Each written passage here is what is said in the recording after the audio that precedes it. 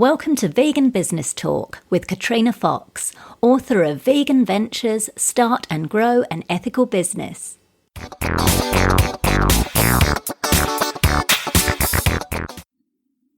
Hello and welcome to episode 72 of Vegan Business Talk.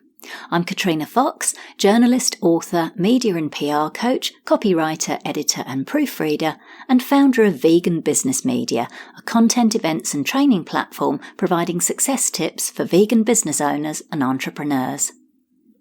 Before we go into the main part of the show, I want to let you know about a new online PR course for vegan business owners and entrepreneurs that I'm running. It's called Vegans in the Limelight and it starts in June. That's 2017 if you're listening in the future. And you'll learn how to get free publicity by getting yourself featured in the media on a regular basis.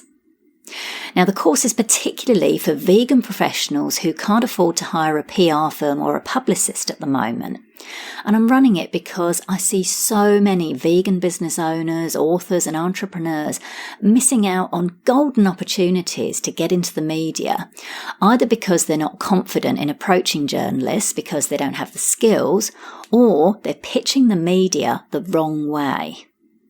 So I'm going to share with you the strategies and techniques for how to do your own PR.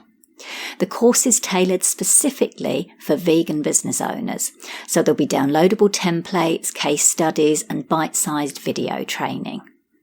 You'll be able to post questions on the learning platform, which I'll personally respond to, and there'll also be 3 live group calls you can jump on to ask me anything about getting into the media, and I'll give you answers specifically for your business. So you're not going to be left to struggle along on your own with the course. So if you're keen to get your vegan brand in the limelight, head over to veganbusinessmedia.com where there's a link to the course with all the details. And I'll also put the link on the show notes page. In this episode, I interview Ron Prasad, a communications and public speaking trainer and author from Impetus Success in Melbourne, Australia. Ron has provided coaching and public speaking training to CEOs, professional sports people and Aboriginal youth. He's also a popular keynote speaker and MC, leading audiences of all sizes from small groups and corporate meetings to those numbering in the thousands. His expertise as a keynote speaker lies in personal development, sales and service, and effective communication. Ron is the author of Welcome to Your Life, Simple Insights for Your Inspiration and Empowerment, which received praise from several luminaries in the personal development field, including author and teacher from the movie The Secret, Bob Proctor, best-selling author Jack Canfield, and Dr. Phil's money expert, Laurel Langemeyer. Passionate about empowering people in the animal advocacy community, Ron's been a speaker and MC at a range of animal rights and vegan events across Australia. And he's also the co-founder of the Beat Bullying with Confidence Foundation, a charity whose goal is to support people who are being bullied at school and in the workplace. In this interview, Ron talks about how he became an in-demand, successful speaker despite having a speech impediment, the key mistakes business owners make in regards to public speaking, how to decide if and when you should speak for free, and if you do, how to create a win-win situation for all parties, 5 steps to selling from the stage without being sleazy, tips for telling a memorable story, what you need in your speaker kit, how to approach high-profile people for advance praise or to write a foreword for your book, and much more. Here's the interview with Ron Prasad of Impetus Success. Hello, Ron. Thank you very much for joining me today. Hi, Katrina. How are you going? Oh, very good. I'm really looking forward to speaking with you because you're one of the people who I find so inspirational. You do so much for the vegan and the animal rights community, and also your anti-bullying charity that you've got. You're a wonderful speaker. I've heard you speak a few times. So I'm really excited to be chatting with you today. So let's get into the first question I ask everybody, as regular listeners will know, is the why. So what are the drivers for running your business? And I know you do various things. You do speaking, you do coaching, both life coaching, executive coaching, as well as running your charity. So in terms of your business, Ron, what's your why? Why do you do it? The why for the business, Katrina, there's a few reasons that come up to my mind. And the first one has to be the flexibility factor, being your own boss, as they used to say. And that's arguably the primary reason for doing my business. And the second reason is the passion that I have for what I do, like you mentioned, speaking and writing and my anti-bullying work. So it's the passion combined with being who you are and what you want to be together. That's the driving force. And in my field, being a speaker, trainer, writer, it's so rewarding seeing positive changes in the people or the companies that I work with. Got it. Yeah, for sure. I like that. You've got a multi-passionate why or a multi-pronged why. I like that. That's indeed. Great. So we touched on speaking, as I mentioned. You're an amazing speaker. So as well as being a motivational speaker yourself, you also train others to be great speakers and communicators. So I'd like to dig in, if it's okay with you, a little bit around speaking and to provide some tips for our listeners on how they can be better speakers. So let's start off with, what would you say some of the key mistakes are that business owners and entrepreneurs make when they're speaking in public? The first mistake they make is not speaking at all. That's the first mistake they would make. That's a good Seriously. It's not speaking at all. I forgot who it was. There was a marketing expert whose seminar I attended many, many years ago. And if his name comes to my head, I will let you know. He said that one of the best ways to get publicity is by speaking and writing, right? Speaking and writing.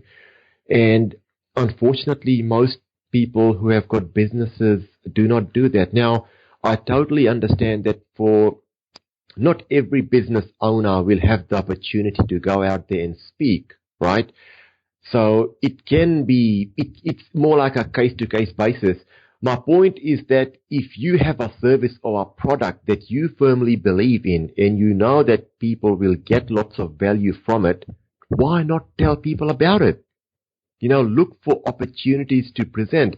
And in terms of the vegan community, there are so many opportunities out there, vegan events, World Vegan Day, for example, and there are so many vegan events even in small country towns now. Vegan events are taking place, and they are always looking for speakers.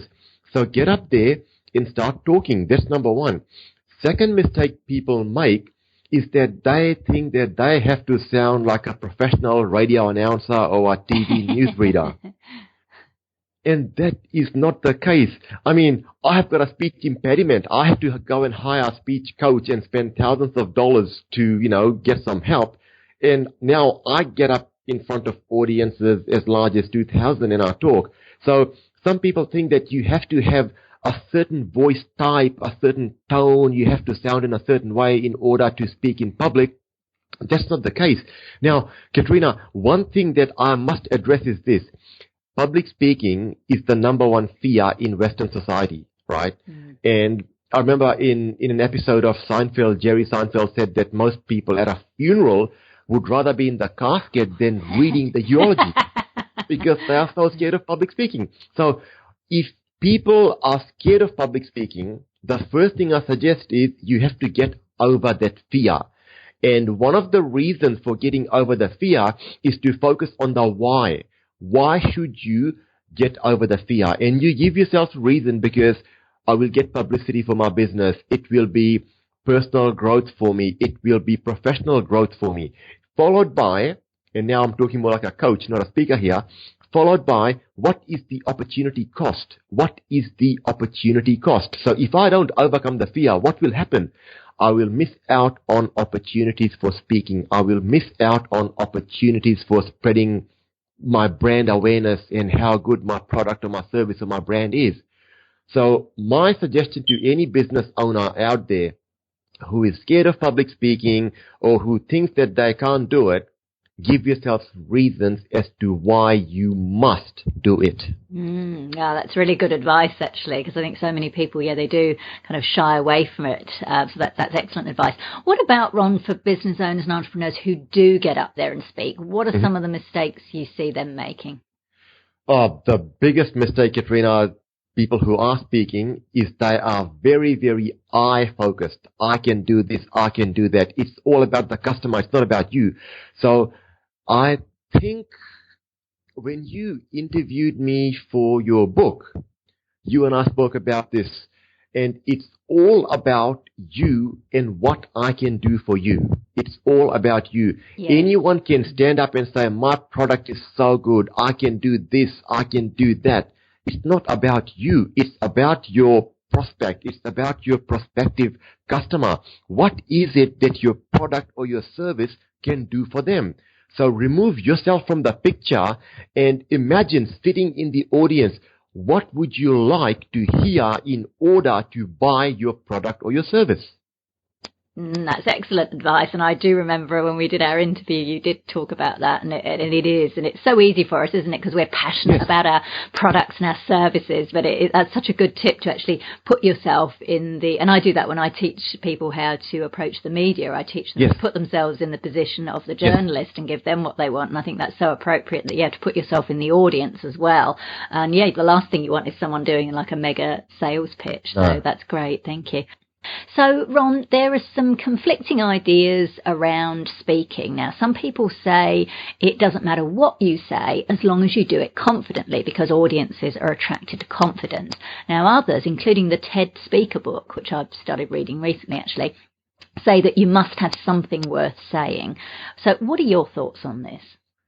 100%. I mean, as I was saying before, that most people are scared of public speaking. So when you get up and speak in front of an audience, that's only half the battle won. Because in this day and age, Katrina, in this day and age of technology and, media, people are bombarded with so much information. And I forgot, last I heard was like every day this is not verbatim, but the figures are something along these lines. Every day, the average person in Western society gets bombarded with 2 million bits of information, right? Oh, gosh. And the average person can only absorb 7 bits of information at a time. So people's attention spans are getting shorter. And according to many studies done, the average audience member will make up their mind about a speaker within the first 3 seconds. Within the first 3 seconds, they will say to themselves, okay, this person is worth listening to or not. So getting up there is a good thing. You are separating yourself from the masses who are not doing this. The point I'm making is this.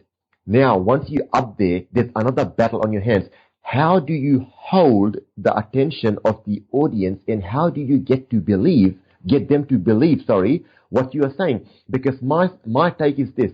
Everyone who gives a speech or a presentation is there to influence the audience to do something, to take some action, right? Yeah. So as a business owner, your goal is to get them to buy or try your product or your service, right?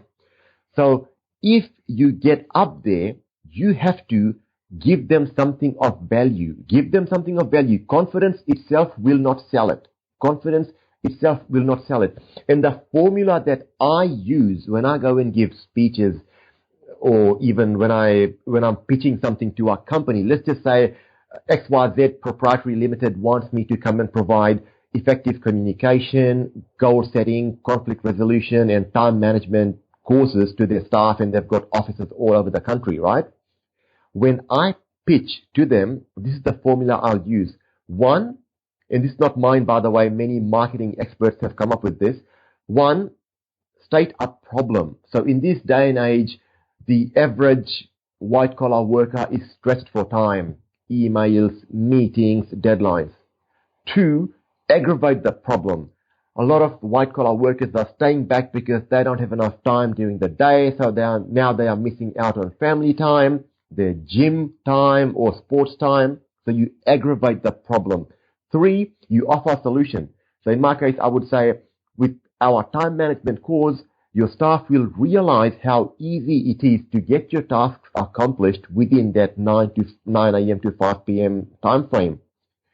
4, offer them a solution. So which is that solution, right? The one that I'm talking about. And finally, give them a call to action. When you buy this, when you buy my course within the next 7 days, you'll get a bonus follow-up or refresher course in the next month or something like that. So my point is, when you get up there, you have to be confident. You must be able to sell them something that they will believe in.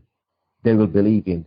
And one of the best ways of doing that is to tell them a story, because human beings are so wired to hear stories and believe them and act on them. You have to tell them a story. So if you're a business owner, you must have a few what I call success stories that you can share with people. They will listen to it and they'll go, wow, that's me.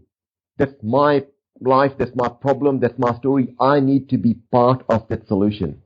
Can you give us some tips on how to tell a good story, Ron? Tell a good story. One, it has to be personal. Okay, I do not tell stories which are second-hand. You have to tell a personal story. Second thing is this: I try and avoid making somebody look bad. So, for example, if I am giving a speech at a conference and they give me 5 minutes to sell one of my products or my services, and I start talking about, once again, the time management course. So I will not say that I delivered this course at XYZ company in Brisbane, Sydney, Perth, Adelaide, and Hobart.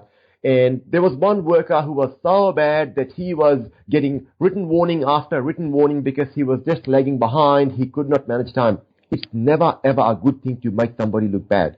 It's always good to make people look good.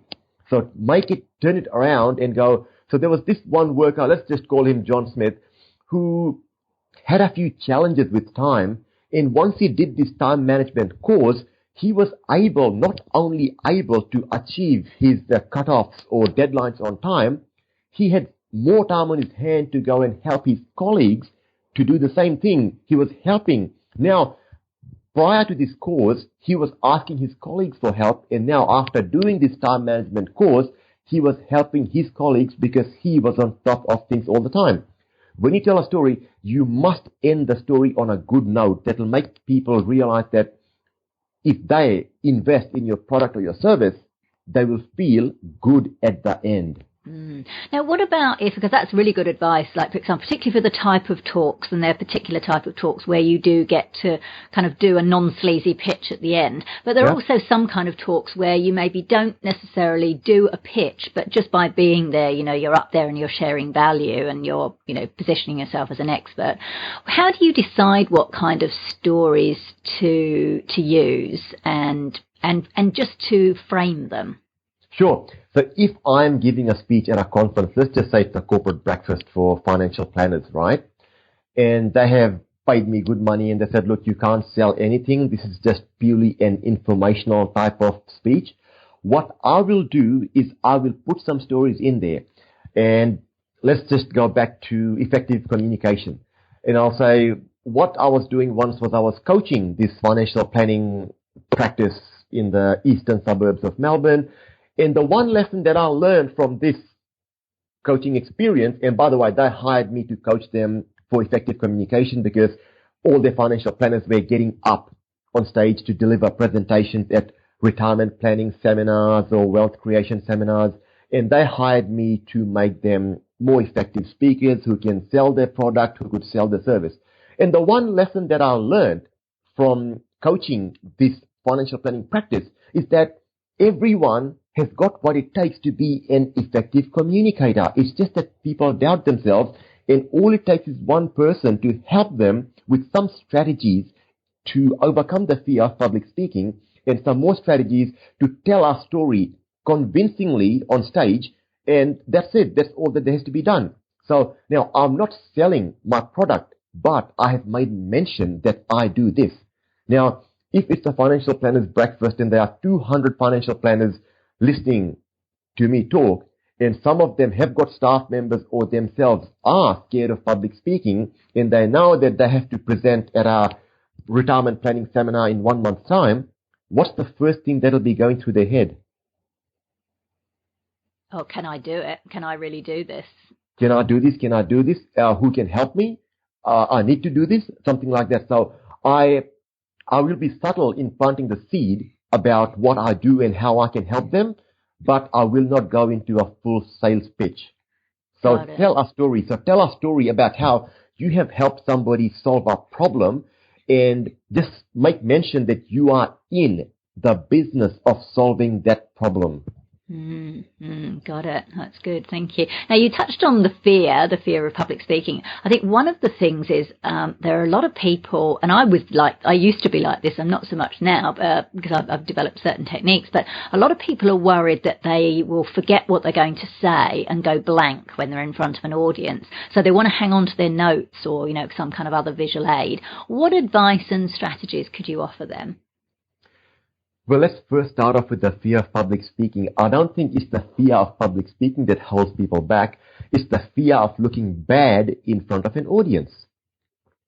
And that's the one thing that most people are scared of. Now, it's very, very challenging to memorize a 1-hour speech, for example, and I do it all the time. I cannot function with notes or PowerPoint slides or stand behind a lectern and talk. Katrina, you have seen me talk. I move around. I get the audience involved. I do not refer to notes. And it's very challenging. So what I do, for example, if I'm asked to give a 1-hour keynote speech at a conference, I will ask them for minimum 1 month's notice.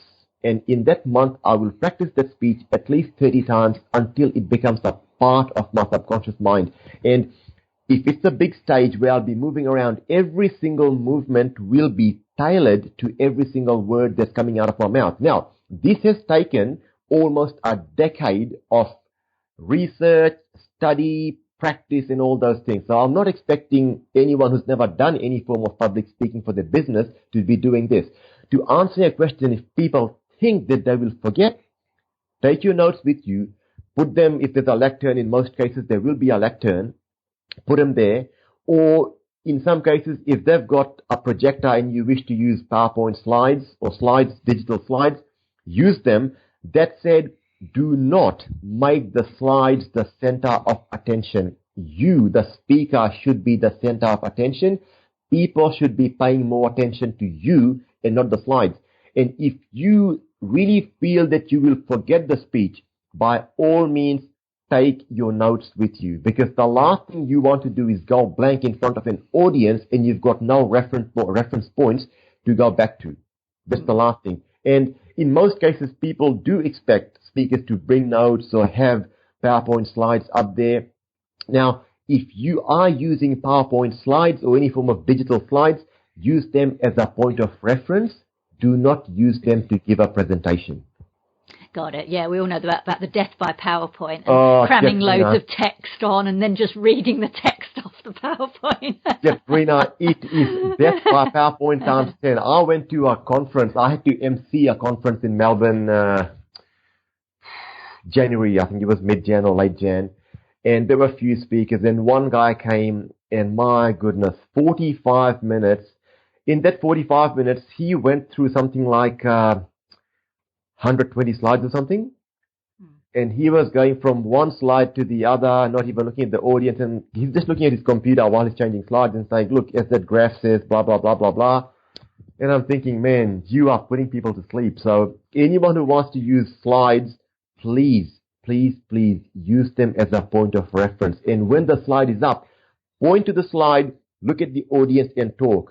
Quickly point to the slide, look at the slide, and point to and look at the audience. Because if you start talking to the slides, not the audience, people will lose you straight away. Yeah, that's true. I mean, I quite enjoy having a bit of a PowerPoint exactly in the way you do. It's a bit of a visual aid for me. It's like, now I know, and then I turn straight away to the audience. But also, I guess it's worth pointing out as well, not to rely on that, because anything can happen, like the electricity could go or the machine could break. So you've got to have that kind of backup. And I love what you said about practicing it. Like you practice your talks for 30 times before you deliver it. And that also, it doesn't necessarily have to be exactly the same, like word for word. Like I know when I'm giving a talk, I know basically what I'm going to be talking about, but each time I deliver it, it's going to be slightly different, just the actual words that I use. And I suppose when you really know your topic, and I suppose that's another thing as well, is to make sure that, you do know your topic so that, like you said, it becomes part of you. And then that can help get around the fear as well, because you know that even if you don't say what you plan to say in that order,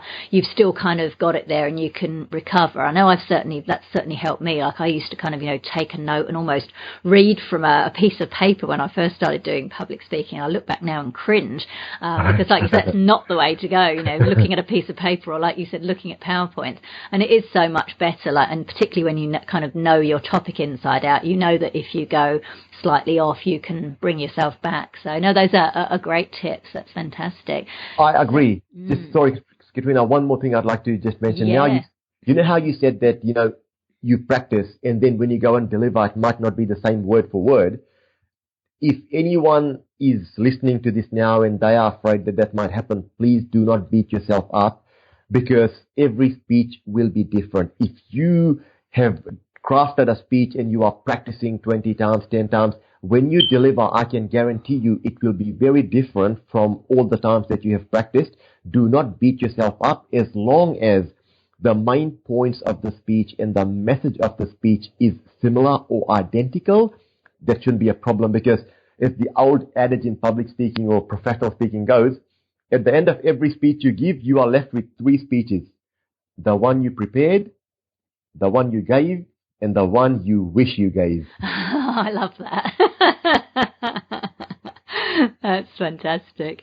Now, you talked earlier about, you touched on, say, for example, when you're working with corporate, obviously you're being paid to speak. Now, let's talk about when you should speak for free and when it's best to ask for a fee, because I know the speaking industry has changed quite a lot, and there are even organisations that actually charge speakers to actually speak at their events, which was unheard of many years ago. So what are your thoughts on when you should speak for free and when it's best to ask for a fee, or even if and when it's okay to pay to speak in an event?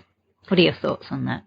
It all comes down to the perceived value that you will bring to the table. And I get phone calls all the time, Katrina, people asking me for a free speech. Like, they will ask me, or they will call me and say, look, I've heard a lot of good things about you. One of our staff members saw you speak at this event. We'd really love to have you, but our budget is only XYZ dollars. Is it possible for you to do that for us, please? Right?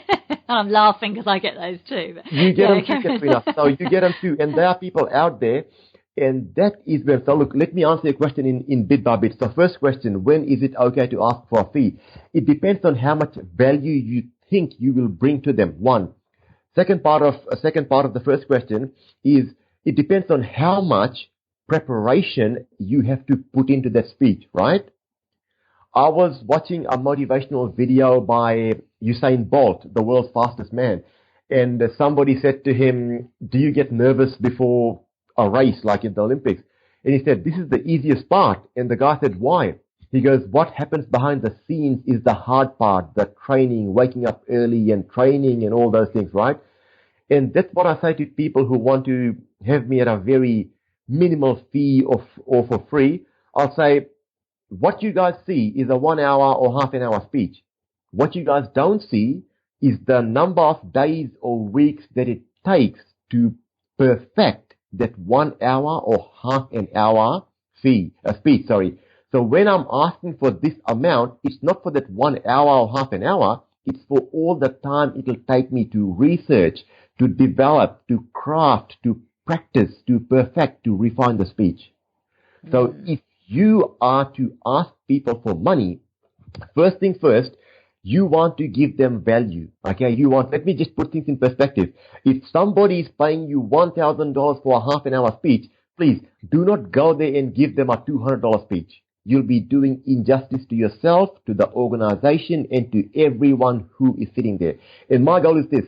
Every time, say for example, a company gives me $1,000 to come and speak for half an hour, right? My goal is to give them a $5,000 speech.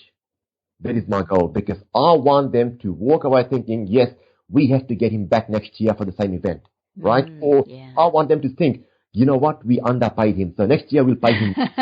You know what? So that is my goal. I go there and blow people away. That is my goal. So if you are to ask for a fee, Be realistic with yourself and go, all right, am I worth this much? And do not undervalue yourself. Okay, how strong is your message? How much of an impact will you make? Let me give you an example. I gave a speech in April at the ATO, the Australian Taxation Office, at one of their Melbourne offices, and it was their Harmony Day, and they wanted me to come and talk about diversity in the workplace, right? And I think there were about 150 to 200 people there in their auditorium. And my goal was to give them a speech, give a speech so powerful that people won't forget. 2 days later, I got an email from the organizer, and he said, Ron, he goes, you won't believe this, man, but even today, people are talking about your speech 48 hours later. And I thought to myself, you know what? That is my mission, to go up there and get people to think about what I have said, not only straight away, but for a few days later. And here's the sad part, Katrina. Here's the really sad part. Research was done in America which shows that when people go to a seminar or hear a speech, for 24 hours they are pumped up. They hear the message, they walk away, and they go, yes, this is good, I can do this. 48 hours later, 50% of that high or that pumped up feeling comes down. 1 week later, they're back to normal. 6 months later, they don't even remember that they went to that seminar or that speech. That's sobering. It is sobering, yeah, and that's why you have your message should be powerful. So if you are to ask for a fee, make sure your speech is worth every single dollar. Actually, make sure your speech is worth way more than what you're getting paid for. 2, if people are asking you to give a speech for free, be upfront and asking them, so what's in it for me? So let's just make this a fair transaction. What do I get in return? How can we work together? So actually, don't ask what do I get or what's in it for me. How can we work together to create a mutually beneficial relationship out of this? Oh, that's nice. I like that. Yeah. How can we work together to create a mutually beneficial relationship out of this, in which we both walk away with something, and the 2 words that I use is win-win. How can we create this into a win-win situation? And you put it back on them. And I'm sure in most cases, they will come back with something that will be of benefit to you or to your business. Right. Now, they might say, look, we can't pay you, but what we'll do is we've got 50 people coming. So is it okay if you put together a flyer and a business card and we'll leave that on every seat? Say for example, something like that, right? Yeah. So you've got exposure, warm leads, 50 people, right? And sometimes you can't put a price on that, especially if you're starting out in business. You need every bit of exposure. So if people ask you to give a presentation or speech for free, make sure you bring to their attention, how can we create a win-win situation? Now, the third part of your question, if people are asking you to pay money to speak, well, they better have lots of value for you. Okay? They better have lots of value for you. I got approached by a bloke, maybe in February or March this year. He wanted to interview me for his radio station, right? And he said it's a $395 plus GST investment. And I was shocked. What? Yeah. Oh my God. I was shocked. I was thinking to myself, I've never been asked to pay money. So I asked him, I said, so please tell me, how can we create a win-win situation? And he gave me this spiel of he's got listeners all over the country and, some numbers, how many people tune in and blah, blah, blah. And I openly said it to him. I said, mate, let's be blunt. This is not a win-win situation. In your opinion, it might be, but your win is higher than my win. I'm talking about meeting in the middle, right? Meeting in the middle. And I just declined that offer. So if you get asked to pay money to speak, there better be strong value over there. There has to be strong value. And be upfront in asking them, how can we create an equal win-win situation from this? What do I get for my investment? Because the bottom line is this: a lot of conferences and seminars where I have been approached to give a speech, these people are selling tickets to get people in the door. And they are making big money, some of them, right? Yeah. They are making big money. And speakers are their draw cards. They can put your credentials or your photo or a clip of you speaking and saying, guess what? Katrina Fox from Sydney will be our opening keynote speaker, followed by Ron Prasad from Melbourne, Australia. They are really, really influential in their fields. They are both very good communicators. You will learn blah, blah, blah from them. And imagine if Katrina and Ron have to pay money to teach these people. It's not fair. Yeah. I see what you mean. That's really important. I like what you said. I particularly like what you said about making it a win-win, but make sure the win is equal, because you can have win-win, but like you say, one person's win can be a lot bigger than the others. So I like that you've said that. That's really, really good advice. Thank you for that, Ron. Now, how important? Actually, no. Before I wanted to ask you that is, what about approaching people to speak? So say people are a fairly new speaker. So say they're a vegan or a plant-based business owner and they want to perhaps get into that kind of corporate sphere, perhaps around corporate wellness, but they haven't really got a lot of experience. And I know that can be quite a difficult market to crack, particularly at the beginning. So what advice do you have on how they could go about approaching corporations or other organizations to actually get a speaking gig? So let's talk about corporate wellness, for example, and just because it's a pretty big industry, it's a very saturated industry at the moment. Let's just say that I am a vegan fitness instructor and a vegan dietitian, and I'm approaching Katrina Fox, who is the HR manager of a multinational company, and she's got, hundreds or thousands of staff members all across the country. Now, one thing that I have to keep in mind is that while I am pitching something to Katrina about what I can do for her staff, she's also getting phone calls, emails, letters, even videos from other people out there who want to help her staff. Now, these people could be mindfulness coaches, yoga instructors, laughter yoga instructors. So the point is this: what makes me stand out from the rest of the crowd? Okay, and if you are listening to this podcast or webinar and you've got pen and paper, write this down. What is my point of difference, or as they call in marketing, USP, unique selling proposition? What is your unique selling proposition? What makes you stand out from the crowd? That's the first thing you must answer with absolute clarity, and you must be able to put that in words, simple words, if they ask you this thing. Because if I send an email or a letter and the HR manager gets back to me and says, okay, when's a good time for a phone call? And they call me and they'll say, look, so yeah, we are getting bombarded with phone calls and marketing material. So tell me, why should we hire you? Now, if you are not able to answer that question with absolute clarity, without any ums or ahs, within 10 to 20 seconds, guess what? You've lost the business. Yeah. You have lost it. Yeah. Absolute clarity. Be able to quantify every single thing. And I think, Katrina, in your book, I've given a few examples of how to answer these type of questions. And if you're listening to this and you haven't got the book, please get the book and you'll be able to read it word for word.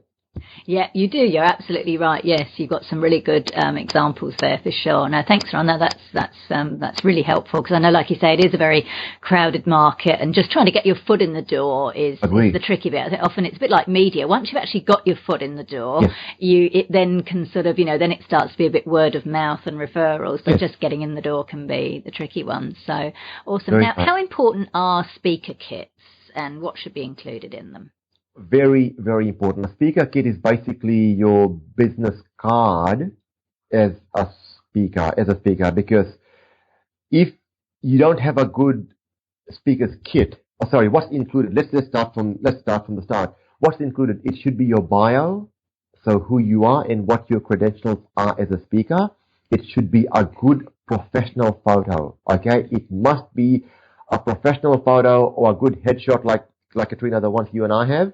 A good headshot, good smile, good clothes on, and a nice background.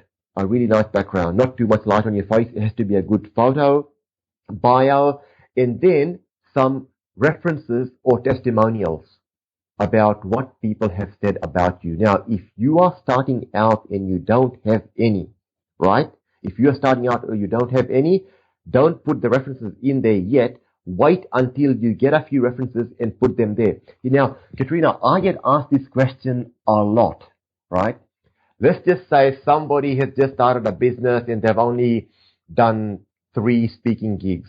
and somebody asks them, look, I'd love for you to come and present at this seminar.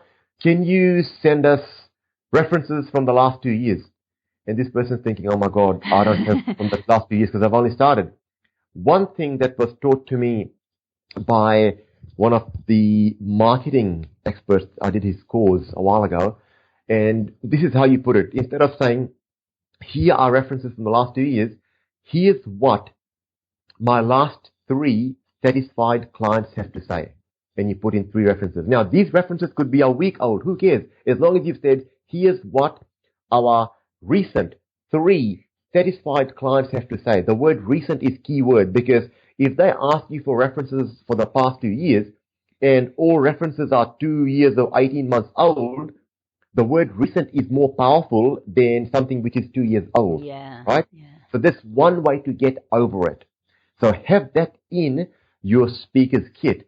If you want to take it one step further, put in a DVD which includes footage of you speaking. Okay?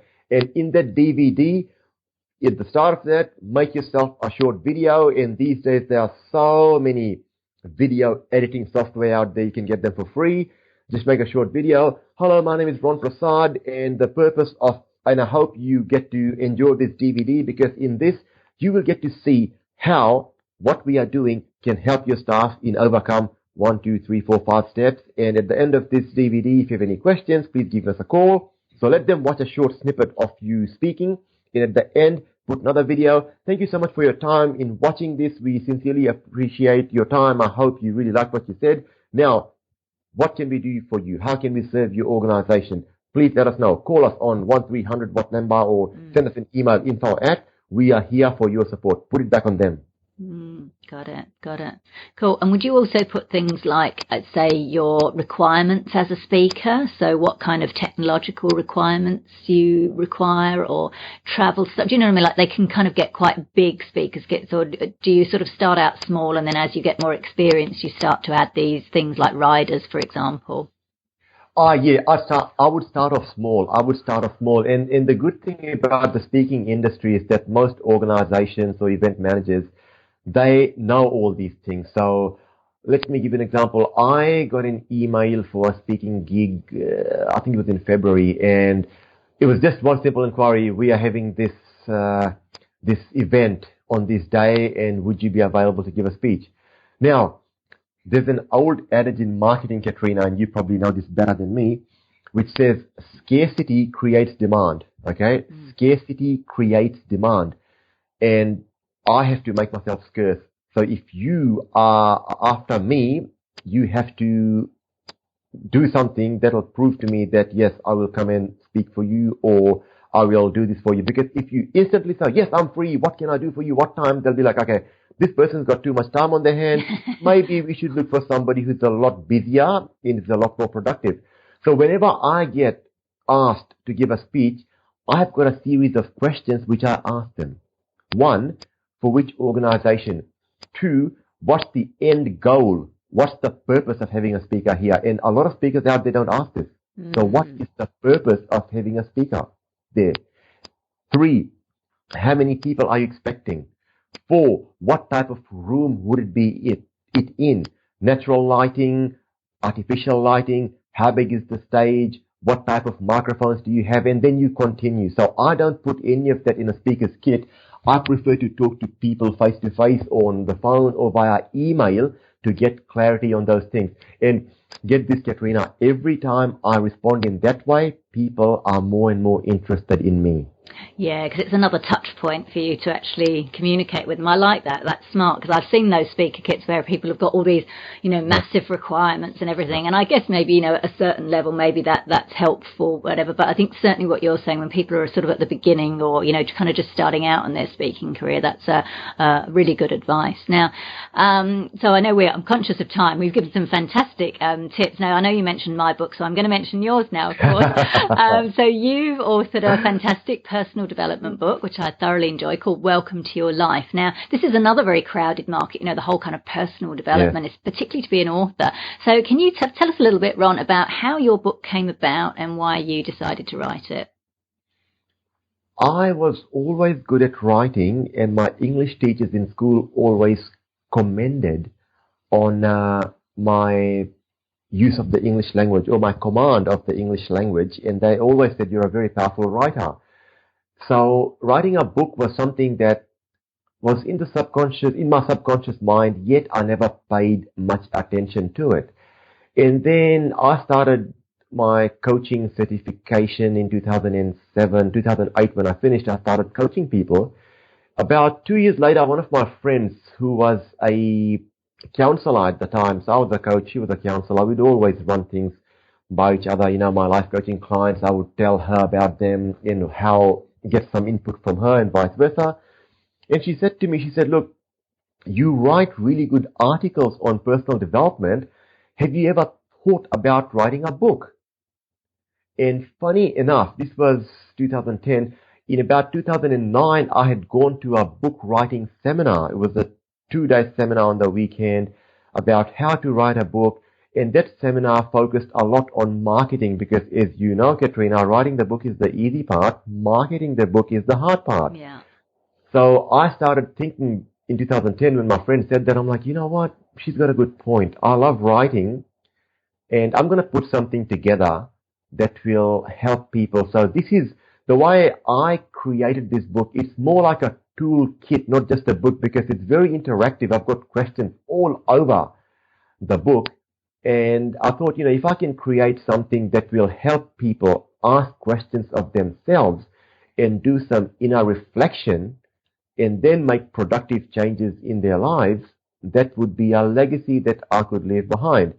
And when I wrote the book, I thought, this is not about me. So I started giving 10% of royalties from the book to my charity of choice, which is Edgar's Mission Animal Sanctuary in Victoria. Wonderful. And I gave about 10% of my royalties till about 3 years ago. And then I had a big change of heart. I said, you know what, 10% is not enough. I'm going to give 50%. I started giving 50%. Lovely. Then a year later, I said, 50% is not enough. I'm going to give it all. So all the royalties are going to Edgar's Mission now. Oh, that's wonderful. And I like that interesting you've said that, Ron, because often I think when people write a book, they think, I'm going to get rich off the royalties. But as you and I probably know, it's more, the business card is, the book is almost becomes more like a business card. So can you tell us a little bit about how having the book, actually, how has it benefited your business? Good point, Katrina. That's a very good point. I mean, the royalties will not make you rich unless your name happens to be E.L. James or J.K. Rowling. Yeah. then you are talking in the big league. And if you want to write those type of books, then that's good luck to you. But royalties, it's very, very hard. Even if you get a deal from a major publisher, the royalties won't be much. The best thing, like you said, is to use your book as a business card, and the word, having that title, author, next to your name, that gives you so much credibility. Now, I don't have the exact statistics next to me right now, but it's something like only 2% of the population in Western society will ever write a book. So by writing a book, you are putting yourself ahead of 98% of the population, right?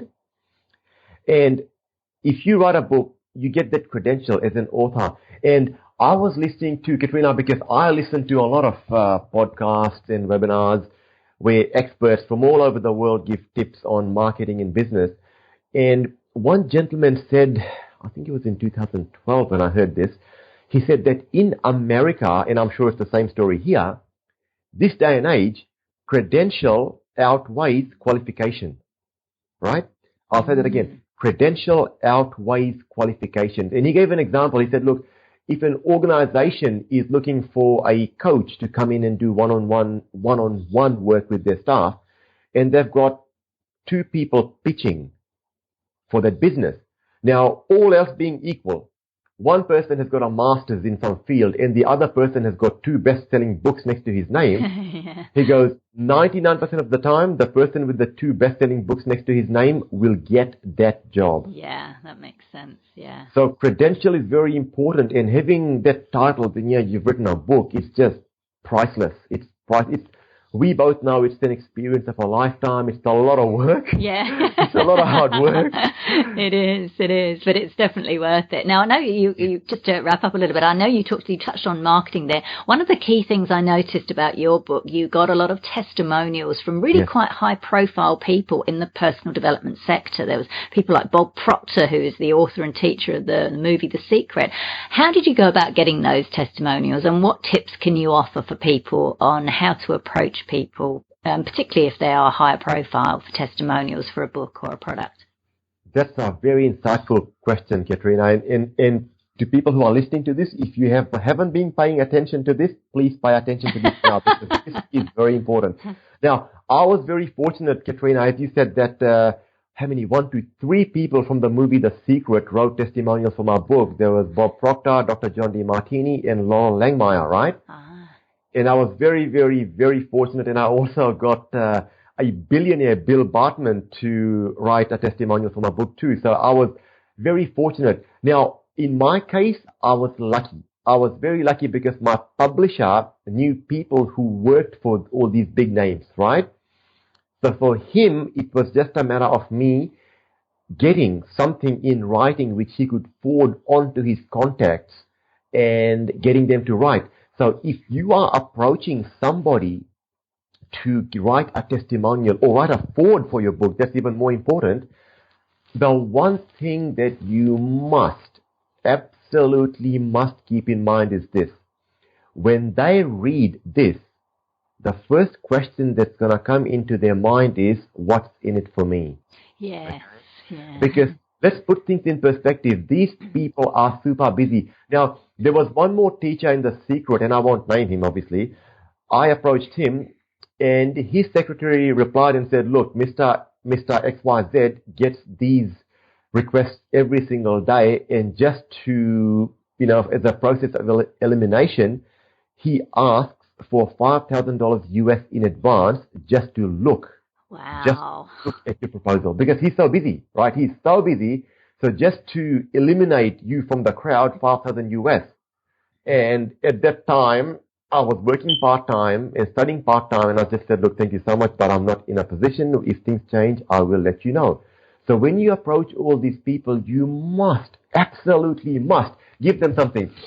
So when I approached Bob Proctor, I openly wrote in that letter, dear Mr. Proctor, you have been the single biggest influence in my life when it comes to personal development. I listened to your CD called The Winner's Image, the first one I listened to was Attitude in 2003, and I was so hooked by it that I listened to the same CD 4 times within 24 hours. That's the impact you had on me. And when you came to Melbourne, Australia in May 2007, I was there, and in my case, I took a photo with him, which I sent it in that email. Here's a photo of us. Thank you so much. Now, Mr. Proctor, I'm writing a book, and this book is largely influenced by you. I would love it if you could write a testimonial. And now, Katrina, here's one piece of advice I'm going to give, which is worth its weight in gold, and my publisher gave me this. Never, ever ask people to write a testimonial. Give them testimonials that they can choose from. Okay? Yes. Give them testimonials they can choose from. So, in my case, Mr. Proctor, I would love for you to write a few words that I could include in the back cover of my book. And I know you're so busy right now, I realize that you are traveling interstate, overseas all the time. To make life easier for you, below are 3 testimonials that are pre-written. If you could choose one of those, that would be great. If you wish to modify one of those, that's okay. If you wish to write your own, I'll be happy. Whatever suits you best, I'm happy with that. Yeah, that's such good advice. Yeah. Yep, because people are so stretched for time, Katrina. I have written a forward for about 2 or 3 books so far, and it takes a lot of time. Absolutely, yeah. And I've had people approach me similar as well. Someone wanted me to do a testimonial for a course that they'd done, and they actually kind of pre-wrote it. And It was really cool. And I think I just tinkered with it ever so slightly, and it was just so easy. Like, it was a win, because sometimes you think, oh, well, it's only like a sentence. But, sometimes the shorter an article or the shorter a piece of writing, the longer it can actually take to put it together, because you've got the limited words. So I think that's really handy to say that. So when you're approaching someone, don't just think, oh yeah, it won't take them long just to knock out a couple of sentences. Make it easy. I think that's a wonderful tip, Ron. Thank you very much. Yes. That tip was given to me by my publisher, Baby Pie Publishing in America, and the guy's name is Keith Leon. And that's something that I've shared with many, many people who are thinking of writing a book. Wonderful. That's fantastic. Ron, you've been incredibly generous. I'm conscious that we've really gotten into it with time-wise. So I think we'll wrap it up there because you've given so much information, particularly around the speaking and just then with the books for people to, like you say, really get out there. Particularly we need more ethical and vegan business owners and entrepreneurs, like you say, to get out there and take the stages because, if they don't, if we don't, other people will. So I think that's really wonderful. It's always a pleasure to hear you speak and to speak with you. So thank you so much for coming on the show today, Ron. It's been a pleasure. Thank you, Katrina. Much love. All the best. Bye. So that was Ron Prasad from Impetus Success. You can find out more at impetussuccess.com.au. And that link is on the show notes page at veganbusinessmedia.com/podcasts and going to episode 72. Now for our Vegan Business News Roundup. Pinterest users saved 52% more vegan recipes and 88% more dairy-free recipes year on year, reports Adweek. The social media platform has updated its visual discovery tool, Lens, to allow users who conducted nearly 5 billion saves and searches related to food and drink in 2016 to search for dietary preferences, ingredients, and full dishes, as well as how long a dish takes to cook. Pinterest also announced that it's added star ratings to recipe pins and made it easier for users to see tips and photos from other users who followed those recipes and prepared those dishes. So this is useful intel if you're in the plant-based food space, and of course it's great that more people are continuing to search for vegan recipes. 3D printed vegan cheese is set to hit the shelves, reports Veg News. Perfect Day Foods founders Perumal Gandhi and Ryan Pandya, both biomedical engineers based in Silicon Valley, are taking an innovative approach to creating vegan dairy products. The products begin with a yeast strain called Buttercup that they inoculate with 3D printed DNA that mimics the proteins found in cow's milk. Now, once the substance is fermented, it's treated with plant-based fats and nutrients to create vegan whey and casein. The company, which was founded in 2014, plans to launch its first product, which is likely to be either a vegan cheese or a milk alternative, by the end of this year, which is 2017. Beam me up, Scotty. I know I've probably said that before on this podcast when I've reported on other 3D printed foods such as vegan gummy bears. It really is fascinating how these biotech companies are coming up with vegan versions of animal products. And I can't quite get my head round 3D printed cheese, but hey, if it helps to bring the cruel dairy industry to an end, I'm all for it. The global substitute meats market will be worth $4 billion this year, that's 2017, according to business intelligence firm Vision Gain. Its Meat Substitutes Market Report 2017 to 2027 includes forecasts for textured vegetable protein, TVP, mycoprotein, which is corn, pea protein, tofu, tempeh, seitan, and other free-from meat-free analogues and alternatives, plus an analysis of companies that produce these products, including Pinnacle Foods, MGP Ingredients, Monde Nissin, Kellogg Company, Hain Celestial, Beyond Meat, Amy's Kitchen, Blue Chip Group, Atlantic Natural Foods, and Fry Group Foods. Along with free-from and health and wellness trends, a growing global population is a key driver in the increase in meat substitutes, with plant-based proteins viewed as being more sustainable to develop than animal-based meats. Vision Gain notes that while the market for meat substitutes is small at the moment, the industry will exhibit significant growth in the next 10 years, providing excellent commercial opportunities. So this is yet another report to add to the growing list demonstrating that plant-based foods really are the future, and this is certainly an exciting sector to be in. Finally, another eatery in Sydney, Australia has taken animal products off the menu. Bad Hombres, a Mexican and Latin American restaurant in the inner city suburb of Surrey Hills, launched its all-vegan menu on 24th of May, that's 2017 if you're listening in the future, reports Broadsheet. This is just 2 months after the restaurant opened in March with a menu that was already 60% plant-based.